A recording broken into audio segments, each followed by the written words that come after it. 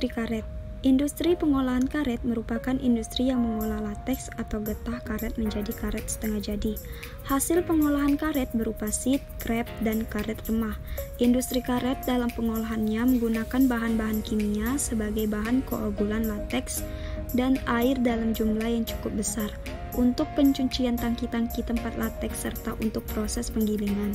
Limbah cair yang dihasilkan dari kegiatan tersebut adalah sebesar 400 meter kubik per hari.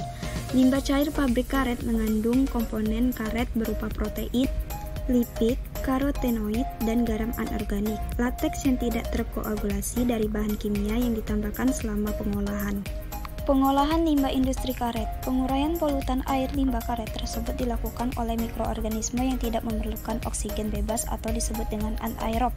Memang hal tersebut dapat berjalan walaupun memerlukan waktu yang lama supaya proses pengolahan dapat berjalan efektif, sehingga dibutuhkan kondisi yang paling baik bagi pertumbuhan mikroorganisme.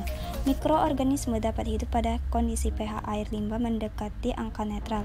Air limbah industri karet bersifat asam sehingga sebelum diolah perlu dinetralkan terlebih dahulu dengan kapur agar kerja mikroorganisme berlangsung dengan baik. Mengingat waktu yang cukup panjang dalam proses pengolahan air limbah karet secara anaerob atau tidak ada oksigen, maka diperlukan inovasi untuk mendapatkan proses yang singkat namun biayanya tetap murah. Saat ini, pengolahan limbah cair pada pabrik karet dilakukan secara biologis, yaitu dengan memanfaatkan aktivitas mikroorganisme untuk menguraikan senyawa kompleks yang terkandung dalam limbah menjadi senyawa yang lebih sederhana melalui suatu proses disebut biodegradasi. Mikroorganisme bisa ditemukan dalam bentuk fungi, bakteri, mikroalga, virus, metazoa, dan protozoa.